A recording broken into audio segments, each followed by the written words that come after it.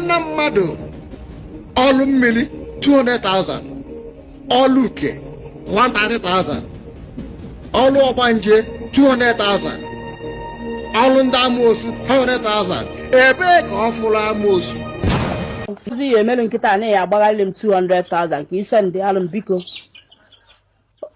isi agụ nji arụ ya nwa bụ ọrụ ka m kpọọ na fon n'otu isi agụ ngo last week 120,000 ka a na-akpọrọ m n'otu a 250,000 ịghọta so ihe niile tichara ego times 2 ana m arịọ Chineke ka ego a nnara gị zuoro m igo ihe a biko ana m arịọ ya ọbụla arịọ ọ bụgo na iji ha eji biri ebiri do send kwuru m 200,000 at least from now till tomorrow morning biko gotere m mmanya na-aṅụ ọgwụ kampari ya na-ele 15,000 ife eji egbu ebunu na obi m ọbụkwa 250,000 onye ahụ enye m envelope nke m gotere m mmanya na-aṅụ ọgwụ kampari ya na-ele 15,000 ife eji egbu onye nke abụ Ezenwanyi ite ego ọ nọ Nnewi arụ Ezenwanyi ite ego jee na TikTok chọọ onye a na-akpọ Ezenwanyi ite ego onye ohi na nwata nwaanyị a n'ebe a ọ napụrụ ya 3.5 million ọ na-arụ ya ọrụ ọ sị ọ na-arụ Ezenwanyi ogbe nwatakịrị wee sie na ọ chọrọ ọrụ na-asetụrụ ọrụ nde mmiri nọ nde mmiri ka o ji bịa ọ sị ya na-asị na-aga arụrụ awele dị gari wee sie mba na ọ chọrọ ịrụ awele na ihe mmụọ eji kpọta ya na nke bụ ka ọ rịọrọ ọrụ nde mmiri ọ sị ya mba iwu na-aga arụ awele ọ sị ego one ọ sị ya 3.5 million ka o nyere onye chaa ya na-anaghị ego ọzọ na-anaghị ego ọzọ ọ na-asị ya ego ọzọ ọ sị na o nwezi otu etibana na oyi egbue ma ọ bụ na o weta ọzọ isi ga-arụ n'ebe a ka ọ na 8.5 million nwatakịrị nọdụ obodo oyibo sị na o nwezi ego o ji eri nri na-ihe anya chọzie n'otu osie anya chọzie ọkwụ na afụ gị ife niile afụ nkwulu na-abịa na mmezu one after the other.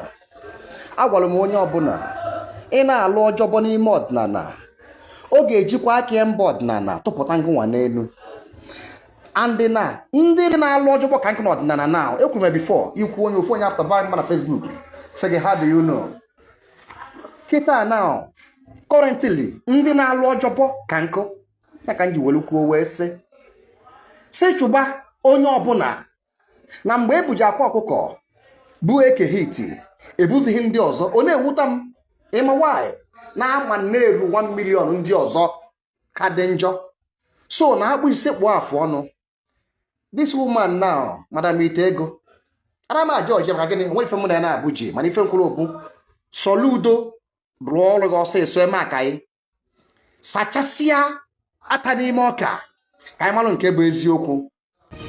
I greet you all my lovely fans and friends ọkwa Eze Ikuku donu o nwere ife na-ewute maka ọ na-eme oge ọbụla ha na-asị na Eze Ikuku kpọrọ ndị ọdịnala asị ọ na-ekwu against the bank no I promote Igbo traditional DBS I support them but o nwere alụlụ man na the current abụ ndị bie.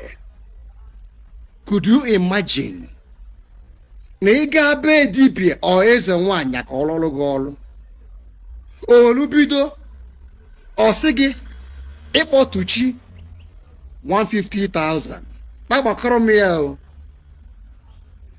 imewata appeasement 200,000 ọrụ ndị otu 300,000 ọrụ ndị amoosu 400,000 ọlụ uke 200,000 inyechi gị nri 100,000 ife a bụ separate from ọlụ ga-alụlụ gị alụlụ and ojo ọgba ya n'afa na ị nwere mma uke nwee nke ndị amoosu nwee nke ndị ọgbanuke na chiri gị nsogbu ị ga-enyechi gị nri ị ga-enye agwụ gị nri mee nke a mee nke ọzọ kute mmiri ụwa yi kpọwute ya n'ụlọ ịgbakọzie ego ọ napụrụ gị mbụ dibia ifu na ispenigo 3 million naira just like that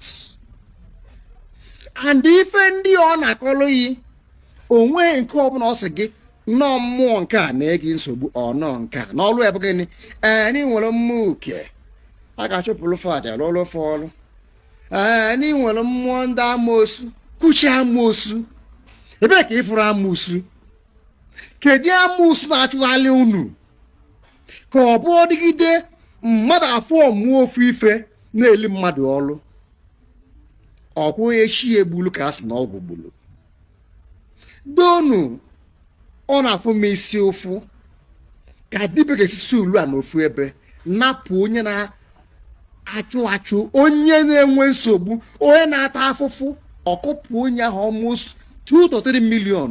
Unu enweghị conscience, obi unu lụrụ inyi eche na ọgwụ bụ onye ahụ abịa ịgwaghị ife a ga-azụ n'ọgwụ onye na-enya ọ ga-azụta wota ọgwụ ọbụla a na-agwọrụ mmadụ karịa na 100,000 ọgwụ na guy ka ife a na-agwọ ife a kedu ife a na-agwọ ife a na-efọzi ya aja ọbụla a na-achụ aja anaghị eli ego. Yes, mana tata atọnugo aja enwezi oke aja nwezi obele aja otu esi nwee oke ite nwee obele ite ha ncha format. So na-enwezi oke aja na-eli oke ngwongwo na ngwongwo ka emewuo ngwunwa aga zụọ efi tụka ya na mmiri egbu efi anwa iwesi ya 1.5 million just like that. Mana your people na-ata afụ na village helubeghị nri ọnụ. Why are we like this? Ka ọ bụ nkwu ya sị n'ọmụ ukwulu. We all knows the truth. Dibe na-anapụ mmadụ 3 million 4 million maka ọgwụ ọga a poor human being. You have sold your heart to devil. I nwere mmụọ amoosu. Kedu ife ịgwọrọ ife anwa ị na-spend that 2 million? Hai! Ị na-achọ isi atụ. Kedu ife isi atụ eme? Ife ụwa na-atụ dị ndụ mbụ. Ka ọ wee pụọ n'ọsọ ọkwụ ọdụ. Ibute ọkpụkele anụ kpọrọ nkụ. Na-asị client, lekwa isi atụ, lekwa isi atụ. Mugu a na-etinye ego. My people, then wise.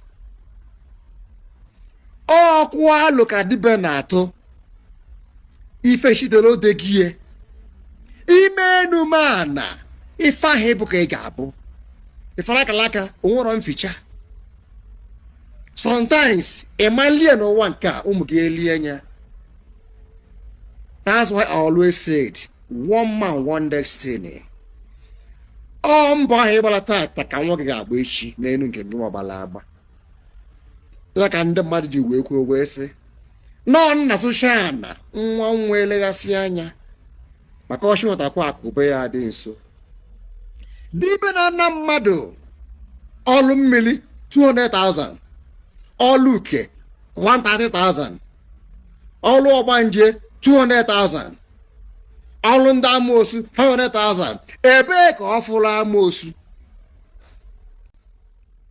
Ebee ka onye agha nọ wee discuss with ndị mmụọ anwa ha wee kwuo na ego na ga-eje lụọ ọrụ ya nwa kwuchi ọrụ ka ọ na-alụ? Donu ka anyị mara ife ngwa ka na-ebe onye nke erie gị onye nke erie gị ọ bụrụ mmadụ maka onwe gị ọrụ n'ọnwa anyị balụ ka ọ dịrị gị na mma. Onweghị mkpọrọ asị akwụ n'etiti na abụọ na-akụzi ọdịnala Igbo tọrọ atọ ka ọ dịrị anyị na mma. Donu Igbo agwụgo n'ụlọ na nzuzo. Hey!